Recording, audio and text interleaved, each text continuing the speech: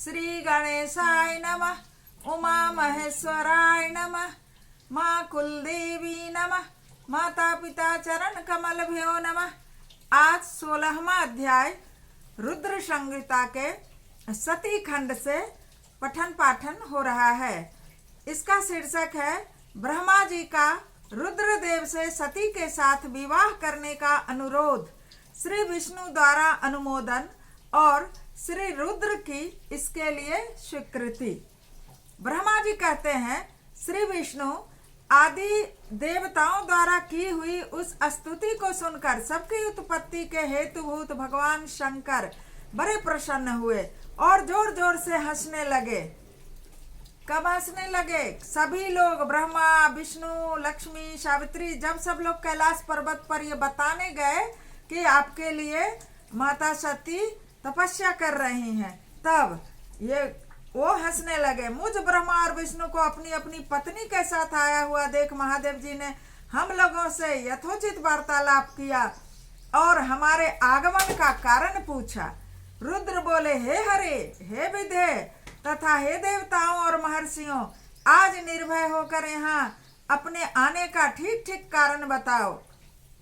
तुम लोग किस लिए यहाँ आए हो? कौन सा कार्य आप रहा है वह मैं सुनना चाहता हूँ, क्योंकि तुम्हारे द्वारा की गई स्तुति से मेरा मन बहुत ही प्रसन्न है। मुने, महादेव जी के इस प्रकार पूछने पर भगवान विष्णु की आज्ञा से मैंने वार्तालाप आरंभ किया। किसने? ब्रह्मा जी ने। मुझ ब्रह्मा ने कहा, देवाधिदेव महादेव, करुणा सागर प्रभो, हम दोनों इन देवताओं और ऋषियों के साथ जिस उद्देश्य से यहाँ आए हैं उसे सुनिए। वृषभध्वज, विशेषतः आपके लिए ही हमारा यहाँ आगमन हुआ है, क्योंकि हम तीनों सहार्थी हैं। सृष्टि चक्र के संचालन रूप प्रयोजन की सिद्धि के लिए एक दूसरे के सहायक हैं। सहार्थी को सदा परस्पर यथा योग्य सहयोग करना चाहिए, अन्यथा यह जगत टिक नहीं सकता। महेश्वर, कुछ ऐसे असुर उत्पन्न होंगे जो मेरे हाथ से मारे जाएंगे, कुछ भगवान विष्णु के और कुछ आपके हाथों से नष्ट हो जाएंगे।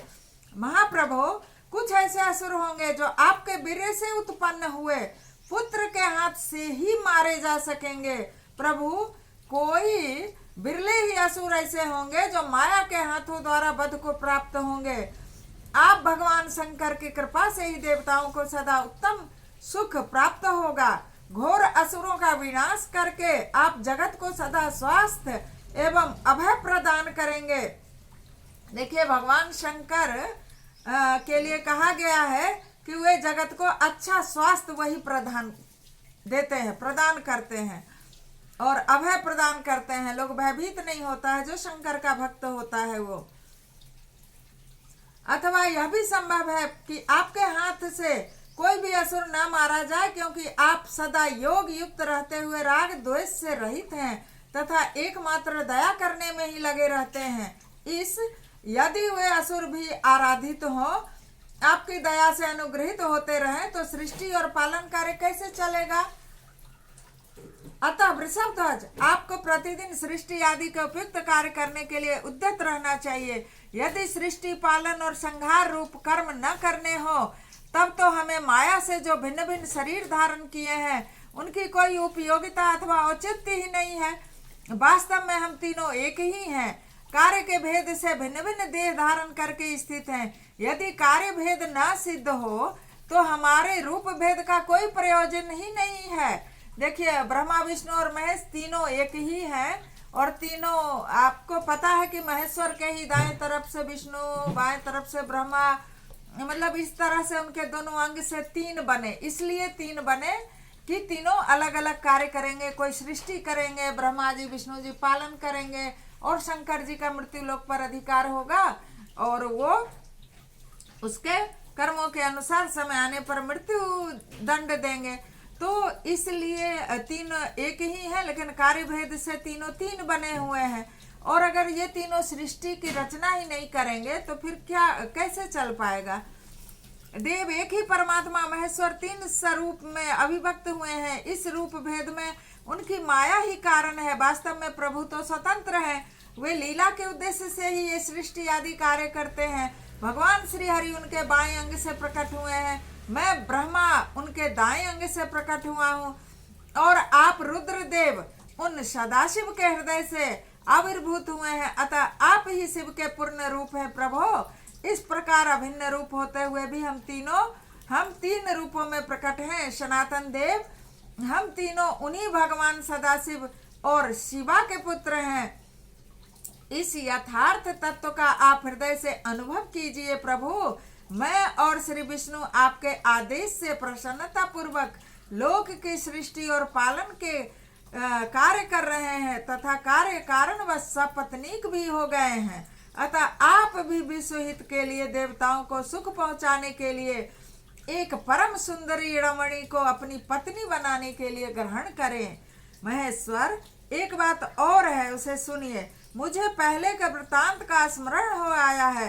पूर्व काल में आपने ही शिव रूप से जो बात हमारे सामने कही थी वही इस समय सुना रहा हूँ। आपने कहा था, ब्राह्मण, मेरा ऐसा ही उत्तम रूप तुम्हारे अंग विशेष ललाट से प्रकट होगा जिसकी लोक में रुद्र नाम से प्रसिद्धि होगी। तुम ब्रह्मा सृष्टि करता हो गए, श्री हरि जगत का पालन करने वाले हुए और मैं सगुन रुद्र रूप होकर संहार करने वाला होऊंगा। एक स्त्री के साथ विवाह करके लोक के उत्तम कार्य की सिद्धि करूंगा। अपनी कही हुई इस बात को याद करके आप अपनी ही पूर्व प्रतिज्ञा को पूर्ण कीजिए। स्वामिन, आपका यह आदेश है कि मैं सृष्टि करूं, श्री हरि पालन करें और आप स्वयं संहार के हेतु बनकर प्रकट हो। सो आप साक्षात शिव ही संहार कर्ता के रूप में प्रकट हुए हैं। आपके बिना हम दोनों अपना अपना कार्य करने में समर्थ नहीं हैं। अतः आप एक ऐसी कामनी को स्वीकार करें जो लोक हित के कार्य में तत्पर रहे।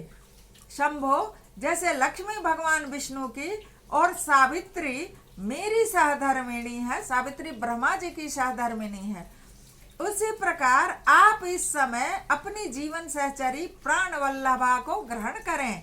मेरी यह बात सुनकर लोकेश्वर महादेव जी के मुख पर मुस्कुराहट दौड़ गई। वे श्री हरि के सामने मुझसे इस प्रकार बोले। ईश्वर ने कहा, शिव ने कहा, ब्राह्मण, हरे, तुम दोनों सदा ही मुझे अत्यंत प्रिय हो। तुम दोनों को देखकर बड़ा ही आनंद मिलता है। अब भगवान शंकर इतने आनंदित हो गए, इस अवसर पर जरा आप लोग भी आनंद हो लीजिए, आनंदित।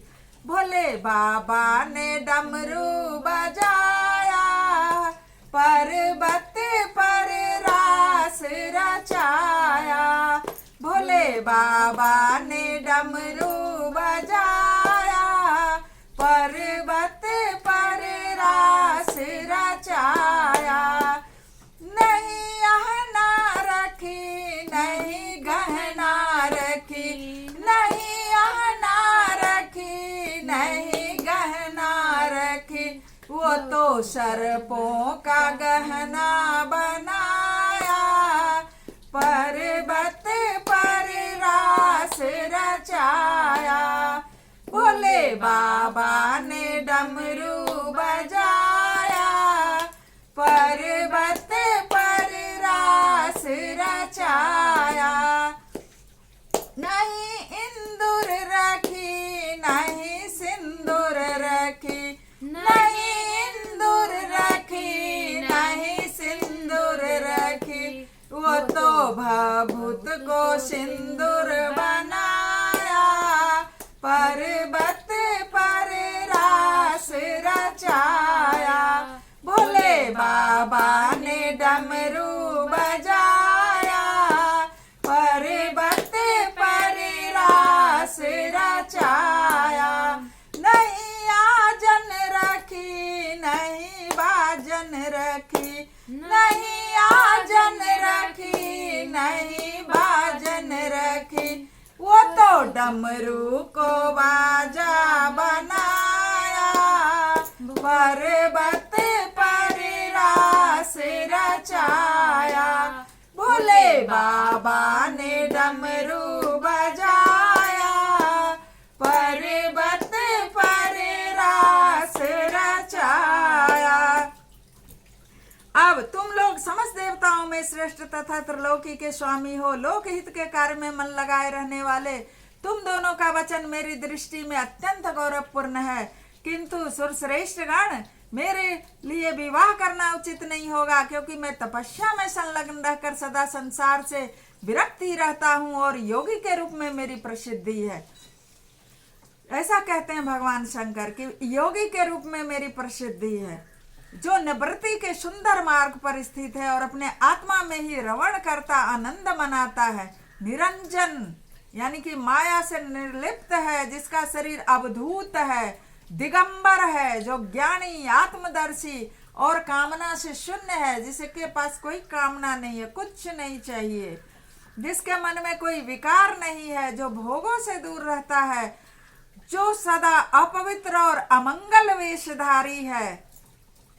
अपने आप को देखिए, भगवान शंकर थोड़ा भी अहंकार नहीं, अपने बारे में कहते हैं कि जो सदा अपवित्र और अमंगल वेशधारी है, उसे संसार में कामनी से क्या प्रयोजन है। यह इस समय मुझे बताओ तो सही। मुझे तो सदा केवल योग में लगे रहने पर ही आनंद आता है। ज्ञानहीन पुरुष को ही योग छोड़कर भोग को अधिक महत्व देता है। जिसको ज्ञान नहीं है वो योग को छोड़कर भोग में अधिक महत्व देता है। संसार में विवाह करना पराय बंधन में बंधना है, इसलिए बहुत बड़ा बंधन है, इसको समझना चाहिए। मैं सत्य सत्य कहता हूँ, विवाह के लिए मेरे मन में थोड़ी सी भी अभिरुचि नहीं है। आत्मा ही अपना उत्तम अर्थ या स्वार्थ है, उसका भली भांति चिंतन करने के कारण मेरी लौकिक स्वार्थ में प्रवृत्ति नहीं है। तथापि जगत के हित के लिए तुमने जो कुछ कहा है उसे करूंगा। तुम्हारे वचन को गरिष्ठ मानकर अथवा अपनी कही हुई बात को पूर्ण करने के लिए मैं अवश्य विवाह करूंगा, क्योंकि मैं सदा भक्तों के बस में रहता हूँ। परंतु मैं जैसी नारी को प्रिय पत्नी के रूप में ग्रहण करूंगा और जैसी शर्त के साथ करूंगा उसे सुनो। देखिए, एक तो भगवान शंकर शादी के लिए तैयार नहीं थे। वो निर्विकार हैं, दिगंबर हैं, श्मशान वासी हैं, क्या शादी करके कामनी के साथ रहेंगे। लेकिन वो वचन से बंधे हुए हैं और भगवान हमेशा भक्त के बस में है। भक्त जो चाहता है वही वो करते हैं। और विष्णु और ब्रह्मा ने तो शिव की बहुत भक्ति की है, इसीलिए कहते हैं भगवान शंकर, हरे ब्राह्मण, मैं जो कुछ कहता हूँ सर्वथा उचित ही है। जो नारी मेरे तेज को विभाग पूर्वक ग्रहण कर सके, जो योगनी तथा इच्छा अनुसार रूप धारण करने वाली हो, उसी को तुम पत्नी बनाने के लिए मुझे बताओ। मतलब किसी साधारण से मैं नहीं करूंगा, जिसमें ये गुण होंगे। जो उनके तेज को धारण कर पाएगा, कर पाएगी, वही तो पत्नी बनेगी। जब मैं योग में तत्पर रहूं तब उसे भी योगिनी बनकर रहना होगा, और जब मैं कामासक्त हूं तो उसे भी कामनी के रूप में मेरे पास आना होगा, रहना होगा। वेद वेत्ता विद्वान जिन्हें अविनाशी बतलाते हैं, उन ज्योतिष स्वरूप सनातन शिव का मैं सदा चिंतन करता हूँ और करता रहूंगा। ब्राह्मण, उन सदाशिव के चिंतन में जब मैं न लगा हूँ तभी उस भामिनी के साथ में समागम कर सकता हूँ। ये रुद्र बोल रहे हैं, ये शिव से ही, सदाशिव से ही ये रुद्र उत्पन्न हुए हैं, ब्रह्मा विष्णु और रुद्र। तो ये रुद्र को ही ये लोग रुद्र रूप में शादी करने के लिए कह रहे हैं। तो वो बता रहे हैं, जो मेरे शिव चिंतन में विघ्न डालने वाली होगी वह जीवित नहीं रह सकती। मतलब अगर ऐसी पत्नी आ जाए कि कहे कि तुम हमारे साथ हमेशा हमारे साथ ही घूमो, आज की भाषा में एंजॉय करो, अब जो भी हमारे साथ ही अपना समय बिताओ, तो फिर वो मैं ऐसे हमारे विघ्न डालना हो गया, क्योंकि मैं तो हमेशा सदाशिव के चिंतन में रहूंगा, तो उसे जीवन से भी हाथ धोना पड़ सकेगा। तुम विष्णु और मैं तीनों ही, मतलब ब्रह्मा विष्णु और मैं रुद्र, ब्रह्म स्वरूप शिव के अंशभूत हैं, शिव से ही तीनों उत्पन्न हुए हैं। अतः महाभागगण, हमारे लिए उनका निरंतर चिंतन करना ही उचित है। कमलासन, उनके चिंतन के लिए मैं बिना विवाह के भी रह लूंगा, किंतु उनका चिंतन छोड़कर विवाह नहीं करूंगा। मतलब अपनी स्वतंत्रता कायम रखते हुए विवाह करेंगे। आज की भाषा में कि विवाह करूंगा लेकिन मैं स्वतंत्र रहूंगा, जब मुझे जरूरत होगी उसकी तो उसके साथ भी रहूंगा, लेकिन जब मुझे सदाशिव का चिंतन करना होगा तो वो करूंगा। अतः तुम मुझे ऐसी पत्नी प्रदान करो जो सदा मेरे कर्म के अनुकूल चल सके। ब्राह्मण, उसमें भी मेरी एक और शर्त है, तुम उसे सुनो। यदि उस स्त्री का मुझ पर और मेरे वचन पर अविश्वास होगा तो मैं उसे त्याग दूंगा। उनकी यह बात सुनकर मैंने और श्री हरि मंद मुस्कान के साथ मन ही मन प्रसन्नता का अनुभव किया। आखिर तैयार तो हुए, ऐसी तो पहले से ही मिली हुई है। फिर मैं विनम्र होकर बोला, नाथ महेश्वर प्रभु, आपने जैसी नारी की खोज आरंभ की है वैसी ही स्त्री के विषय में मैं आपको प्रसन्नता पूर्वक कह रहा हूँ। साक्षात सदाशिव की धर्म पत्नी जो उमा है वही जगत का कार्य सिद्ध करने के लिए भिन्न भिन्न रूप में प्रकट हुई हैं। प्रभु सरस्वती और लक्ष्मी ये दो रूप धारण करके वे पहले ही यहाँ आ चुकी हैं। इनमें लक्ष्मी तो श्री विष्णु की प्राण वल्लभा हो गई और सरस्वती मेरी अब हमारे लिए तीसरा रूप धारण करके प्रकट हुई हैं। प्रभु लोकहित का कार्य करने के लिए इच्छा वाली देवी शिवा दक्ष पुत्री के रूप में अवतीर्ण हुई हैं। उनका नाम सती है। सती ही ऐसी भार्या हो सकती है जो सदा आपके लिए हितकारिणी हो। देखिए पहले से ही शादी स्वर्ग में ही तय हो जाता है, लोग कहते हैं ना, क्योंकि इनके लिए भी शिव के लिए ही पहले ही सती जन्म ले चुकी है। और शिव जैसा जैसा सोचते हैं कि मेरी पत्नी ऐसी हो तो सती वैसी ही है, बल्कि उनसे भी बढ़ चढ़ कर है जैसा शिव सोच रहे हैं। तो वो पहले से ही निर्धारित होता है। इसी आधार पे लोग कहते हैं कि शादी तो स्वर्ग में तय हो गई, क्योंकि वो फिर किसकी पत्नी बनना है ये सोच करके वो आत्मा उस जगह अवतीर्ण होता है।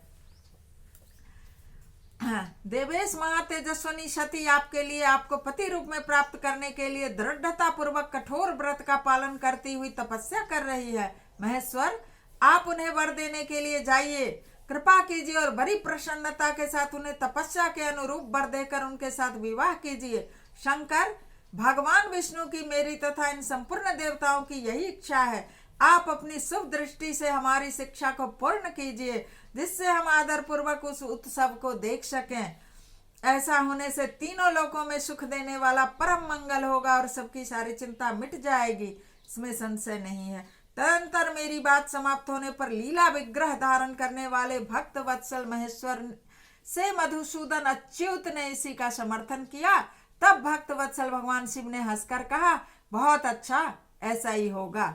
उनके ऐसा कहने पर हम दोनों उनसे आज्ञा ले अपनी पत्नी तथा देवताओं और मुनियों के साथ अत्यंत प्रसन्न हो अपने अभिष्ट स्थान को चले आए। आज शंकर जी विवाह के लिए हाँ कह दिए।